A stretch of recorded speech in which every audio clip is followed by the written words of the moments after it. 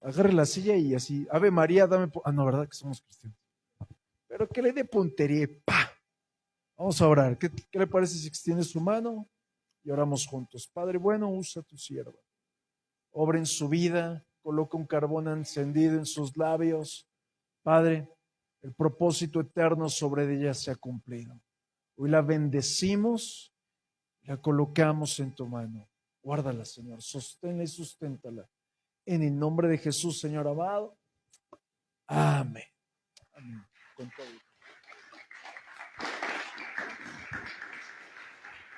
Bueno, hermanos, ¿alguien me puede decir en qué tiempo estamos hoy? Ay, fue veloz Aarón. Yo pensé que me iban a decir en el tiempo de la primavera, pero no, sí supo, en el tiempo de la prédica. Pues sí, justamente estamos viviendo en el tiempo de la gracia. Como ya hemos aprendido en estas reuniones que hemos tenido, la gracia es un regalo. Cuando alguien nos da un regalo, pues ya no nos lo pide de regreso, ¿verdad? O esperemos que no nos haya pasado que nos lo pidan de regreso. La persona que lo da ya no lo requiere a cambio. Y eso fue lo que hizo nuestro Señor. Él nos dio ese regalo y jamás nos lo va a pedir. Pero ¿qué pasa? Que nosotros sí podemos decirle que no. Nosotros podemos decirle, no, gracias, toma tu regalo. Entonces, la gracia es recibir lo que no merecemos. Y la misericordia es no recibir lo que sí merecíamos. Entonces, vean el contraste de estas dos palabras, gracia y misericordia. ¿Cuántos quieren gracia aquí? Amén, ¿verdad? Bueno, los propósitos de la gracia a grandes rasgos es perdón de pecados, transformación, salvación, resurrección, humildad, misericordia, perfección, fortaleza y liberación. Así que no tenemos proyector, vamos a tener que ser todos muy veloces y participativos. Vayamos a Tito, el libro de Tito, capítulo 2, verso del 11 al 14.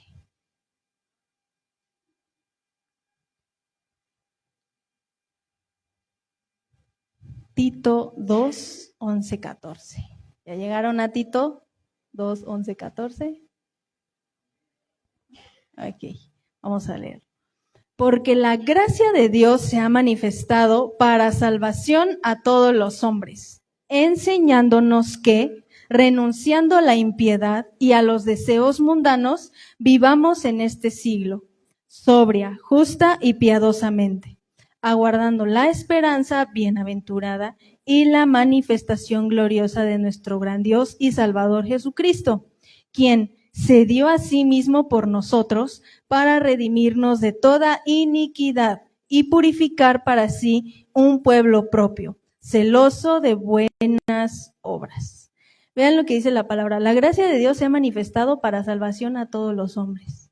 Pero como ya hemos aprendido, la gracia no va a salvar a todos. No es destinada a todos. Eso es algo muy duro, pero es la realidad.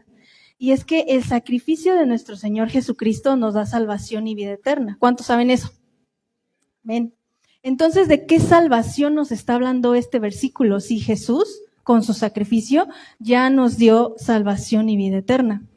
Bueno, pues nos está hablando de la vida diaria, es decir, de lo que nosotros día a día vivimos, de lo que nosotros día a día hacemos. Y es que aquí hay un detalle muy importante. La gracia no nos obliga. ¿Ustedes creen que la gracia nos obligue? La gracia nos enseña. Nosotros podemos ver a la gracia como si fuera un maestro, el cual nos va enseñando ciertas cosas, nos va santificando, nos va purificando. Y es entonces cuando podemos ver la gracia actuando. Puede ser que tú experimentaste la gracia al año de haberte convertido. A los 2 años, a los 3 años. La gracia puede ser que en ti no se haya manifestado en el momento preciso. Y esto involucra que la gracia es para familias, parejas, jóvenes, ancianos. La gracia es para aquel que quiera recibir ese regalo. ¿Por qué nos menciona este versículo las buenas obras? Ustedes saben que la salvación pues no es por obras, ¿verdad? Pero sí tenemos que actuar de una manera correcta, servir y ayudar a los demás. Es decir, nosotros sí tenemos que buscar esas buenas obras, pero teniendo en cuenta que eso no me va a dar la salvación, sino que es para que los demás puedan ver entonces que yo amo a Dios y que le sirvo y que actúo de manera correcta. Aquí tengo una pregunta. Si nosotros vivimos en gracia, ¿por qué nos sentimos indignos? Si nosotros estamos experimentando la gracia, ¿por qué no creo que soy digno de estar, por ejemplo, aquí en este lugar o de tener algún servicio? Por la culpa, por nuestros pecados, exactamente. Hace un tiempo yo platicaba con una persona y esta persona me decía, es que yo no me siento digno de estar ahí, de pasar, servir, recibir o recoger, en este caso, los diezmos y las ofrendas, porque yo ni siquiera lo hago. ¿Cómo voy a estar aquí y hacerlo si yo ni siquiera soy el primero que agarro mi diezmo o mi ofrenda y la deposito? Entonces esto es algo bien fuerte porque realmente Dios lo que está haciendo aquí es confrontar a la persona que lo tiene que hacer. Por eso es que muchas veces viene indignación a nuestra vida, porque somos conscientes que no lo hacemos, pero que Dios nos invita a hacerlo. Entonces, ¿será que yo puedo servir estando en pecado? Liz dice que sí. Ok, bueno, pues vamos a ver algunos ejemplos de la gracia de Dios en algunos de sus siervos. ¿Cuántos recuerdan a Abraham? Amén, ¿verdad? El llamado de Abraham era un pacto. Él fue elegido para ser progenitor de una gran nación. Es decir, las familias serían bendecidas a causa de él. ¿Pero qué creen? ¿Él era un hombre perfecto? Él tenía imperfecciones. A mí me encanta ver la vida de Abraham porque era un hombre que tenía dudas. O sea, imagínense, se conoce a Abraham como aquel que fue el mayor en la fe. Y nos dice que tenía dudas. Entonces, imagínense nosotros cuántas dudas no aún tenemos, ¿no? Pero también era una persona que engañaba. Y el pacto que Dios hizo con él fue una descendencia numerosa. Él le prometió naciones. Veamos el caso de Moisés. ¿Cuántos recuerdan a Moisés? Él tuvo ese pacto de gracia en su liderazgo y en la ley. Si recordamos, él fue un instrumento de liberación para el pueblo de Israel cuando estaba en Egipto. ¿Ustedes creen que él tenía imperfecciones? ¿Alguien recuerda alguna imperfección de Moisés? Era tartamudo, algún otro, inseguro, su carácter, exactamente. Y también era un hombre que tenía muchas dudas. Pero él tuvo un encuentro con la zarza, él vivió la provisión en el desierto del maná y de que Dios le proveyera agua aún en el desierto. Él recibió la ley, es decir, un acto de gracia que Dios le dio para que él pudiera compartirle a los hombres cómo tenían que vivir, de una manera que a Dios le agradaba. ¿Quién recuerda a Pablo? Amén. ¿Qué recuerdan de Pablo? Exacto. Él, su gracia viene, o más bien la gracia que Dios pone en él, fue en la transformación y en el cambio de su misión, porque él fue un apóstol a los gentiles, él difundía el evangelio. Pero ¿cuáles eran las imperfecciones de él? Que perseguía a los que amaban a Dios. No solamente eso, era violento, era retador. ¿Alguna vez se han encontrado a alguien con una mirada retadora? Imagínense, así era Pablo. Entonces él tuvo un encuentro con Dios cuando iba de camino a Damasco. Él fue redimido y capacitado para los propósitos de Dios. Entonces, quiero contarles cómo fue específicamente cuando Dios me habló a mí. Él, mediante nuestro pastor, me dijo en una ocasión, tú eres un José. Y yo, ¿qué, Señor? ¿Yo? Y yo me sentía como Pablo, como Moisés, como Abraham y como seguramente muchos de los que sirvieron a Dios. Como yo, una persona que no le gusta, voy a ser un José. No, Señor, no. Y cuando me dice, vas a tener un liderazgo. ¿Qué? ¿Cómo yo voy a tener un liderazgo? Yo nunca he sido líder de algo, no sé cómo guiar a nadie. ¿Cómo voy a hacerlo? Entonces, es increíble porque Dios no nos escoge pensando que somos capaces en el momento. Si de eso se tratara, entonces nadie pudiera servir y nadie tuviera un liderazgo ni nada. Pero Él sabe que es su poder en nosotros perfeccionándonos. Entonces sí podemos servir estando en pecado. No, obviamente sabemos que todos somos pecadores, todos hacemos las cosas en muchas ocasiones mal, pero lo importante es que nosotros nos alejemos de eso. Que si pecamos, en el momento vayamos a arrepentimiento, no quedarnos ahí, ¿verdad? Entonces hoy les quiero contar una historia que a mí me impacta y es la historia de Jonás. Porque a lo mejor no lo habían visto de esta manera, pero Jonás se enfrenta a la justicia, pero también vive la gracia de Dios. Si ustedes recuerdan, Jonás era profeta, era judío, y él recibe un día la palabra de Dios y le dice, levántate. Cuando en la palabra se nos dice, levántate, damos por entendido a una persona que a lo mejor está sentada, levántate. Y ya, ¿no? No, la realidad es que Jonás tenía que salir de su zona de confort.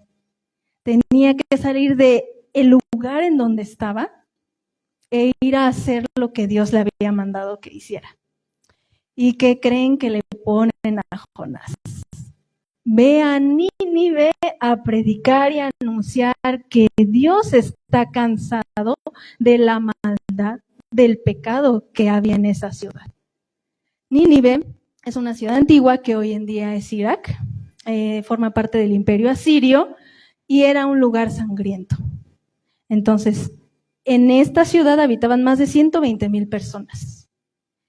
Y Dios le dice a Jonás, ve y predica a Nínive. Imagínense que Dios les dijera a ustedes, ve y predica en Nínive, en Irak. ¿Ustedes irían? Si saben que es un lugar en donde matan y no entierran. Yo creo que la pensaríamos, ¿no? Pues justamente eso hizo Jonás, lo pensó.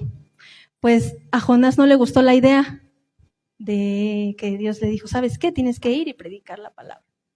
Entonces Jonás se encontraba aquí. Nínive estaba allá. Pero él dijo, no, yo no voy a ir allá. Yo me voy a dirigir a la ciudad de Job y de ahí voy a tomar una embarcación que me lleve a Tarsis. Bien lejos de Nínive, porque Jonás no quería hacer lo que Dios le había dicho. ¿Cuántas veces nosotros hacemos lo que queremos y no lo que Dios nos dice? Entonces, se dirige a Tarsis, un lugar donde había comercio, un lugar en donde había muchas riquezas, que hoy es la España actual. ¿Cuál fue la respuesta del Señor cuando ve esta situación? Yo le dije a Jonás que fuera a Nínive y él ya va para Tarsis. Vayamos a Jonás, capítulo 1, verso 4 y 6. Jonás, capítulo 1, verso 4 al 6. ¿Ya llegaron?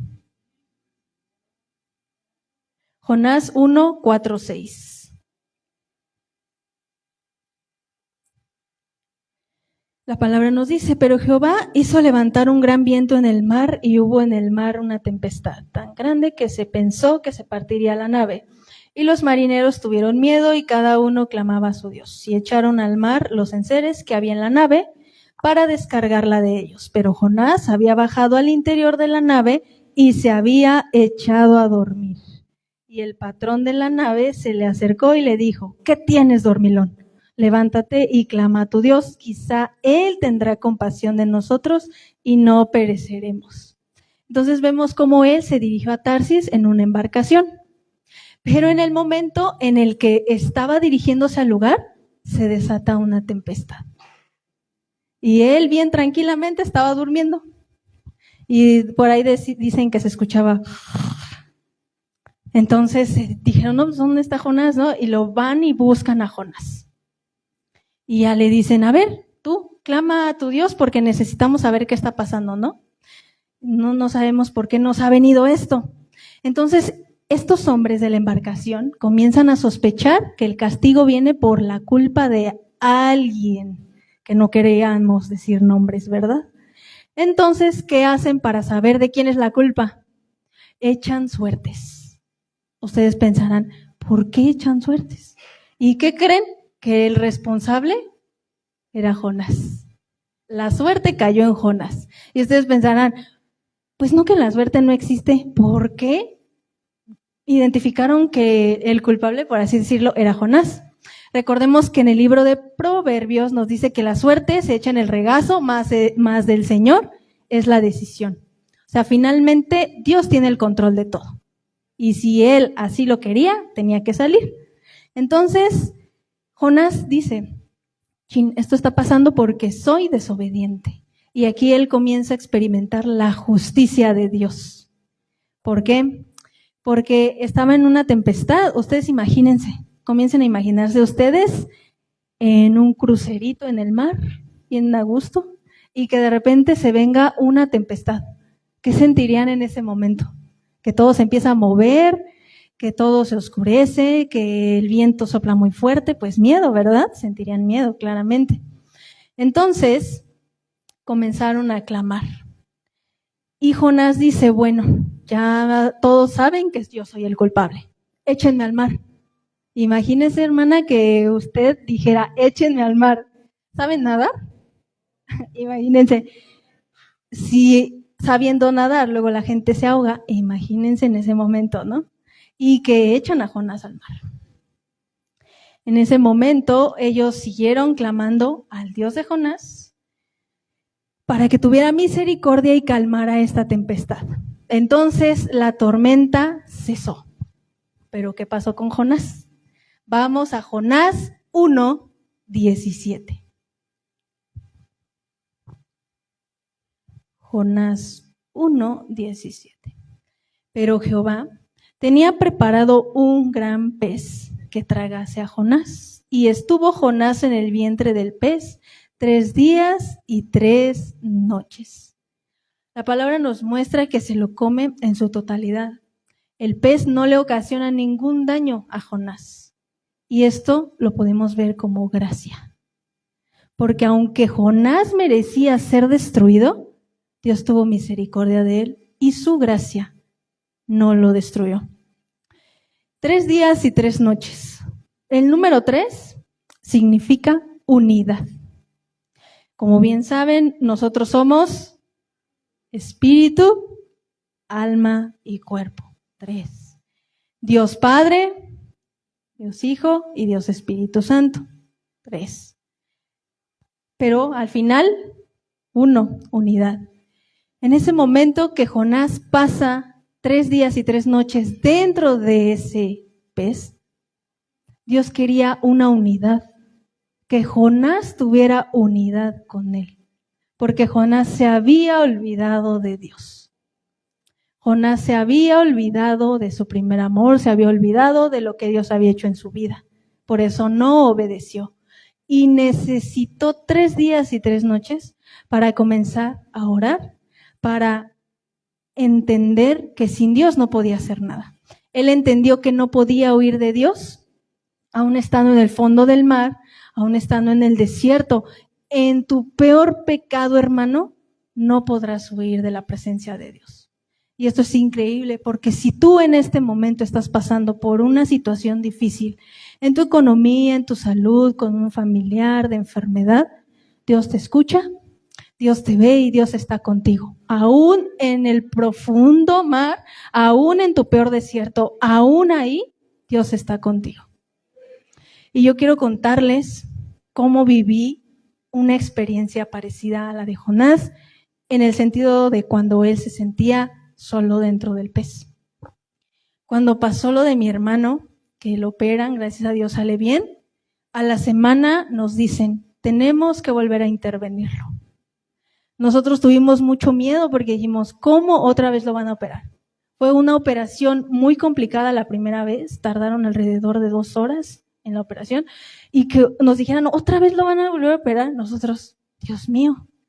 En ese momento nosotros nos llenamos de miedo, pero no dejamos de creer en Dios.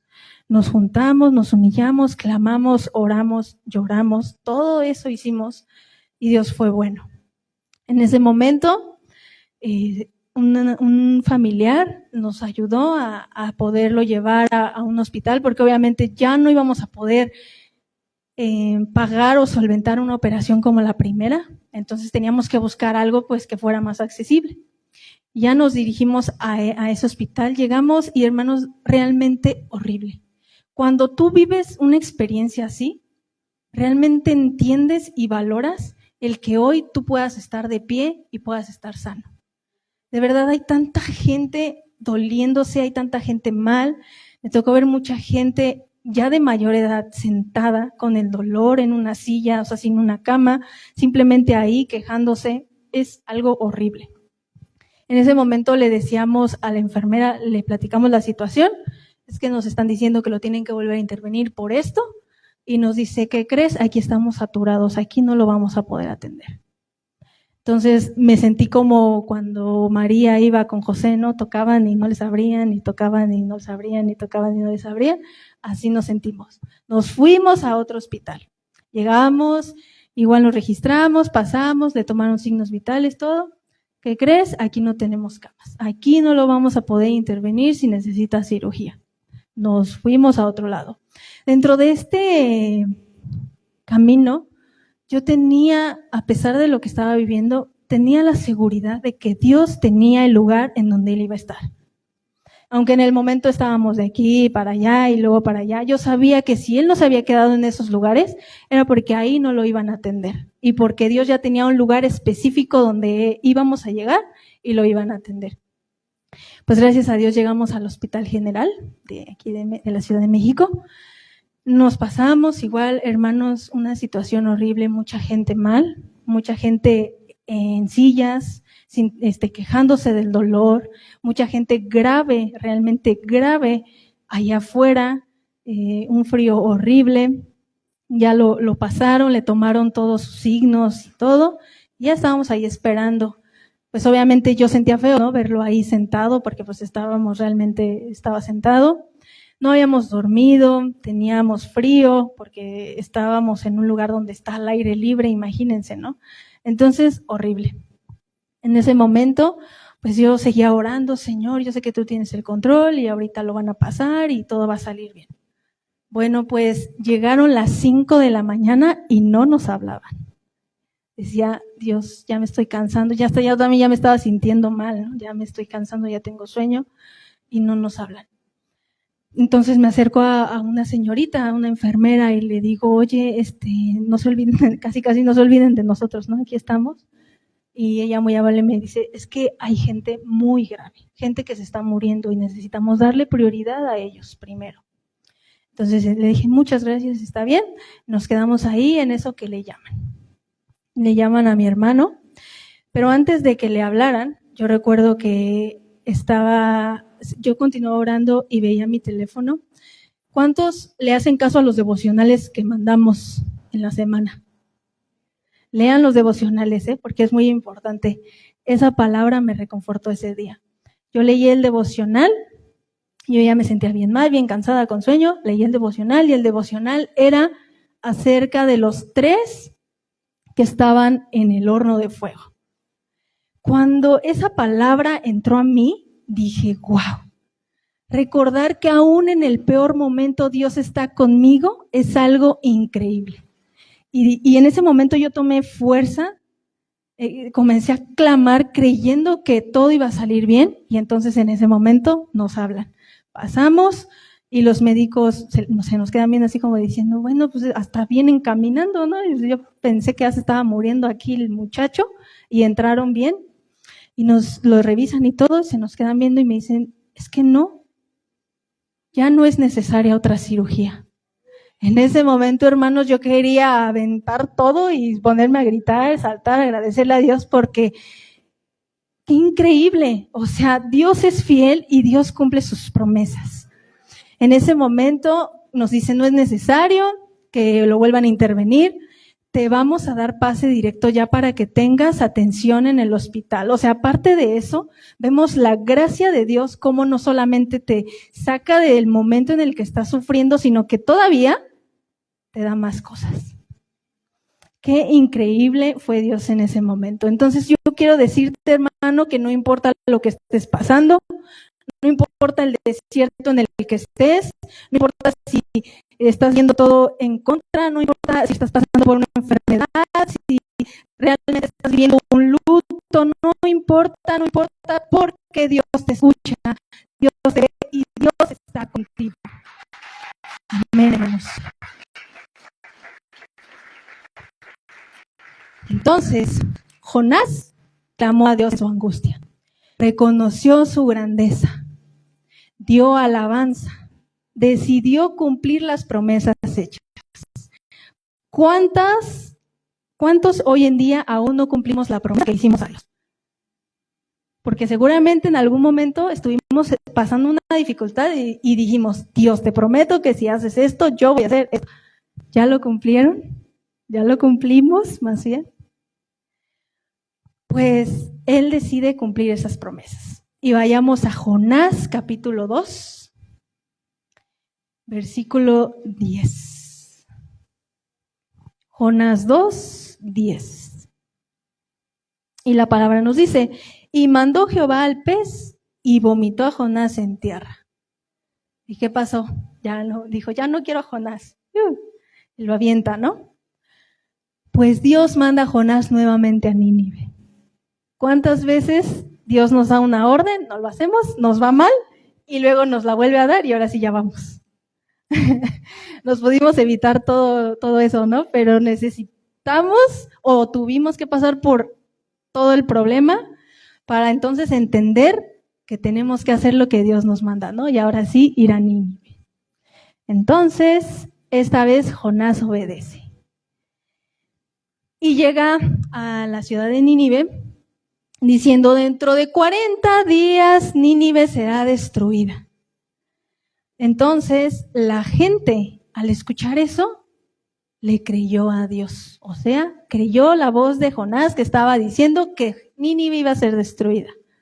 Entonces, el pueblo en ese momento se convocó a ayuno y utilizaron vestiduras de silicio. No sé si ustedes saben cómo son las vestiduras de silicio, pero son unas prendas muy ásperas. Generan dolor e incomodidad traerlas puestas. Son hechas normalmente de pelo de cabra o materiales parecidos. Y esto simbolizaba humillación y arrepentimiento. Entonces el pueblo se coloca eso diciendo, híjole, es necesario que haya esto en nosotros porque realmente estamos recibiendo esa oportunidad que Dios nos está dando. Porque ¿cuántas veces o cuántas personas hemos conocido que se van sin conocer de Dios y ellos ya no tuvieron otra oportunidad? Y nosotros estamos a tiempo, tenemos oportunidad aún de volvernos a Dios. Entonces, en Jonás 3:10, vayamos a Jonás 3:10. La palabra nos dice, y vio Dios lo que hicieron, que se convirtieron de su mal camino, y se arrepintió del mal que había dicho que les haría, y no lo hizo. ¿Qué hubo en el pueblo, hermanos? Arrepentimiento. Dios los perdonó. Es decir, Dios tuvo misericordia y gracia para ese pueblo. Pero ¿qué creen? Que el señorito Jonás se enoja. ¿Por qué se enoja? Porque dice, ¡ay! ¿Ya ves? Yo por eso no quería ir a Nínive porque sabía que tú los ibas a perdonar. O sea, Jonás estaba diciendo a Dios, quítate de tu trono, me voy a sentar yo. Y a mí no me parece que tengas misericordia de ellos, porque han hecho mucho daño. A mí no me parece. ¿Y cuántas veces nosotros hacemos eso, hermanos? ¿Cuántas veces nosotros quitamos a Dios del trono, nos sentamos y decimos, Él no merece ser perdonado? Él no merece tener misericordia. Y realmente no. Realmente somos llamados a consolar al que está abatido y a decirle al que está lleno de pecados que tiene oportunidad, que puede ser salvado. En estos días hubo una noticia que la verdad perturbó mucho mi mente y fue en República Dominicana, no sé si escucharon, que una discoteca se vino abajo y mucha gente murió. Entonces, en ese momento, cuando nosotros analizamos cómo estuvo la situación, pues sabemos que en ese lugar pues no se estaba adorando a Dios, ¿verdad? Obviamente estaban con las prohibidas. Era gente que obviamente pues no estaba adorando a Dios y estaba ahí. Pero hermanos, eso no quiere decir que nosotros tengamos el derecho de decir, qué bueno, eso les pasa por no adorar a Dios. Y es triste porque yo vi muchos comentarios de gente que realmente eso era lo que ponían. El juicio de Dios ha llegado y la mano poderosa del Señor para los pecadores. Y tú te quedas así de, oye, no, nosotros somos enviados a consolar, a hablar, a convencer. O sea, sabemos que nosotros no convencemos, es el Espíritu Santo. Pero somos llamados a eso, a dar vida, a mostrar a Jesús, el amor de Dios, no a señalar, no a juzgar, no a poner, ay, sí, ya te pasó, qué bueno, te lo merecías, ¿no? Y realmente esa gente ya no tuvo, mucha gente, la gente que murió obviamente, ya no tuvo la oportunidad de ver otro día. Imagínense si ese día una de las chicas que llegó a ese lugar a bailar, porque le gustaba el grupo que estaba, se había peleado con sus papás. Ya no los volvió a ver. Ya no tuvo la oportunidad de pedirle perdón a sus papás y de abrazarlos una última vez. Esto realmente me impactó demasiado porque muchas veces, hermanos, vivimos enojados, vivimos peleados, vivimos de, yo no te hablo, me caes mal, me viste feo, me viste y me hiciste, y entonces como me hiciste así, yo ya no te voy a hablar, y puede que ya no haya un mañana. Y nosotros estar viviendo así, realmente qué feo. Por eso, hermanos, hagamos lo que hizo el pueblo de Nínive. ¿Qué hizo? Se arrepintió. Realmente tomemos ese arrepentimiento para nuestras vidas, para nuestras familias, para nuestros hijos, en el caso de que los tengas. Dios los perdonó, tuvo misericordia. Recordemos la palabra que dice, eres lento para la ira y grande en misericordia. Qué increíble lo que vivió Jonás y lo que vivió este pueblo. Yo veía acerca de que todos cuando hablan acerca de Jonás y de Nínive, ven lo asombroso que fue que miles de personas se convirtieran y creyeran.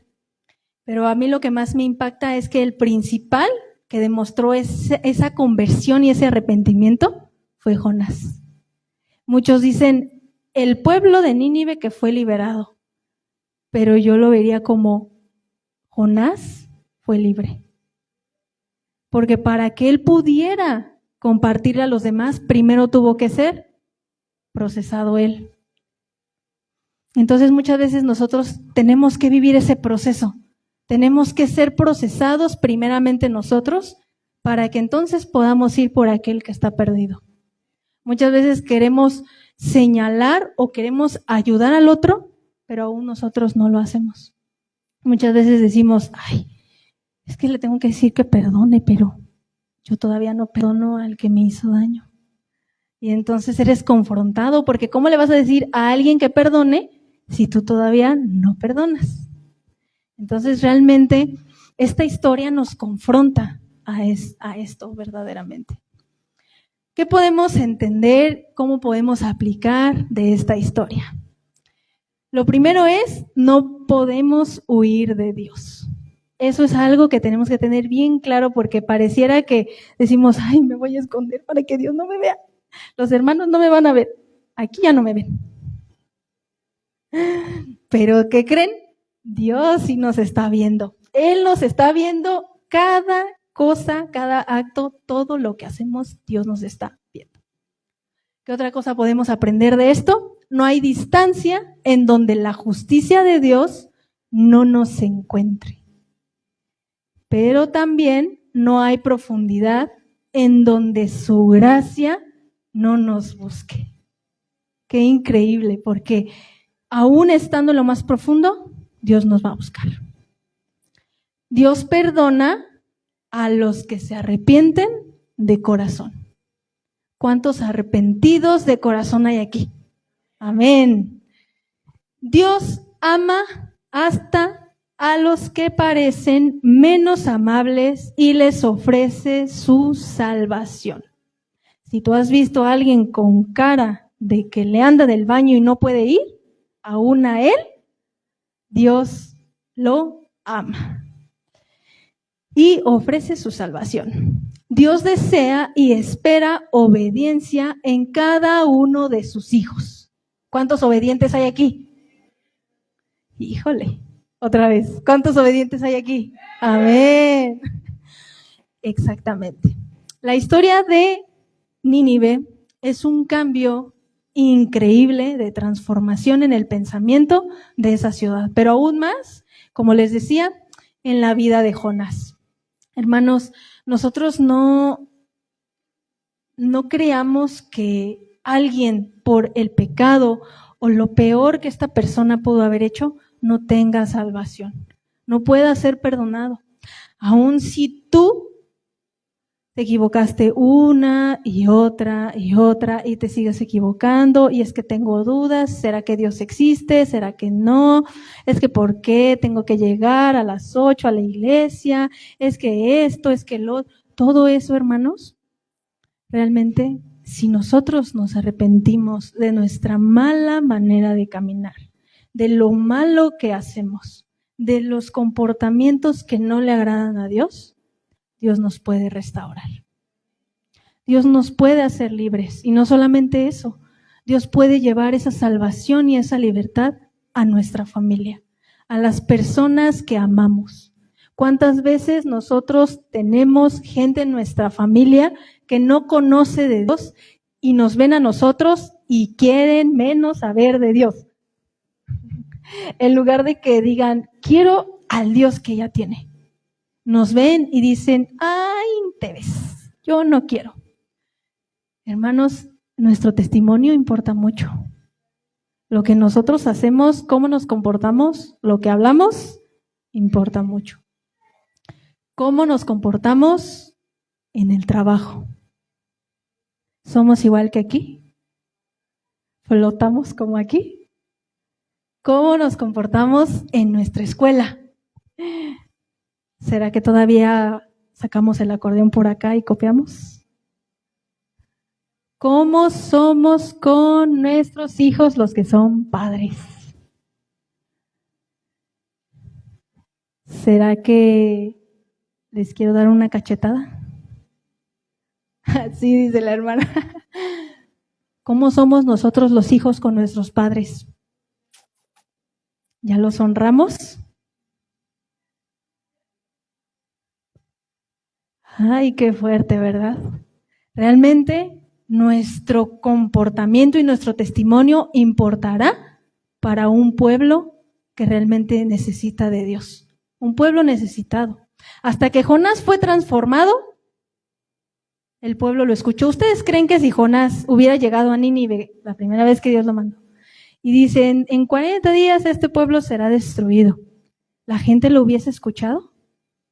Si Jonás no quería, odiaba a Nínive, no le interesaba, el pueblo no se hubiera arrepentido, no hubiese prestado oídos a esa situación. Pero Jonás tuvo que ser transformado, entender que de él no es la justicia, sino que él estaba bajo gracia, que él llegó, habló y entonces fue escuchado. Y todos quisieron esa conversión. Entonces, ¿cuántos quieren esa conversión el día de hoy? ¿Cuántos anhelan ese arrepentimiento? Hermanos, pues quiero pedirles que se pongan en pie. Es necesario que nosotros tengamos ese arrepentimiento en nuestra vida. Es necesario que nosotros entendamos que somos el ejemplo para las generaciones. Así que, hermano, cierra tus ojos, levanta tus manos y di: Señor, aquí está mi vida. Señor, con todos mis pecados, mis faltas y lo malo que he hecho, Señor, aquí estoy. Entendiendo que si yo no quisiera, Padre, tu justicia me alcanzaría. Pero tu palabra declara: ya no hay condenación para aquellos que realmente aman al Señor. Y, amado Dios, entendemos que es tu gracia, Señor, la que nos ha librado, la que nos ha, Señor, hecho ser nuevas personas. Hoy, Padre, quiero dar esos pasos de fe como el pueblo de Nínive y realmente arrepentirme, Señor, de mi mala manera de andar, de caminar, Padre, a todos lados, menos a donde tú nos has llamado, Señor. Fluye, Espíritu Santo, en este lugar. Estás aquí, Señor. Redarguye los corazones, Señor. Exalta nuestra vida. Espíritu Santo, fluye en cada uno. Amado Dios, me arrepiento. Me arrepiento de mis pecados. Me arrepiento, Señor, que no he puesto oídos, Señor, a tu voz. Me arrepiento, Señor, por cómo he tratado a mis hijos. Me arrepiento, Padre, que no les he puesto un límite y hoy vivo las consecuencias de eso. Me arrepiento, Señor, de no haber, Señor, caminado conforme a tu voluntad. Me arrepiento que como hijo, Señor, no he honrado a mis padres. No he sabido amarlos, Padre, a pesar de que ellos han hecho todo por mí. Padre, pero hoy me arrepiento. Hoy nos arrepentimos, Señor, porque no hemos sido obedientes a nuestras autoridades. No hemos sido obedientes, Señor, a lo que tú nos has dicho que hagamos. Nos has dicho: ve a Nínive, y no lo hacemos. Preferimos quedarnos, Padre, en nuestra comodidad. Pero Dios, hoy reconocemos que tú eres el pan de vida, Señor. Tú eres el pan de vida, Señor. Tú eres la verdad. Tú eres Rey de reyes y Señor de señores, Señor. Hoy reconocemos tu grandeza y que si por ti fueras, Señor, hoy seríamos destruidos. Pero, Padre, tú eres lento para la ira y grande en misericordia. Gracias, Señor. Gracias por ser ese pan que alimenta mi espíritu. Gracias, Señor, porque realmente reconocemos que fuera de ti, Señor, no podríamos hacer nada. Que eres tú, amado Dios. Y hoy en el nombre de Jesús recibo ese abrazo y esa consolación. Gracias, Padre, porque tú nos amas. Y es tu gracia, Señor, la que está en este lugar. Y es tu gracia la que está en mi vida, Señor. Gracias, Padre, porque realmente he sentido tu amor. Gracias porque me has amado con un amor sobrenatural. Gracias, Señor, porque me has bendecido a mi familia, porque me has guardado de tanta maldad que hay allá afuera, Señor. Gracias, amado Salvador. Gracias por tu gracia. Gracias por tu gracia, Señor. Gracias, amado Dios. Tú eres Rey de reyes, Señor. Gracias, amado Dios. Espíritu Santo, consuela, Señor. Consuela, hermoso Espíritu Santo. Llena, Señor, llena ese corazón necesitado de ti. Hay esperanza. Tú eres nuestra esperanza, Señor. Sabemos, Padre, que hay noticias que impactan nuestra vida, Señor. Pero tú nos abrazas, tú nos consuelas. Y en ti mi vida está segura. En el nombre de Jesús, gracias, Señor. Mi vida está segura en ti. En el nombre de Jesús, amado Dios, te exalto y alabo tu nombre. Gracias, amado Dios, gracias.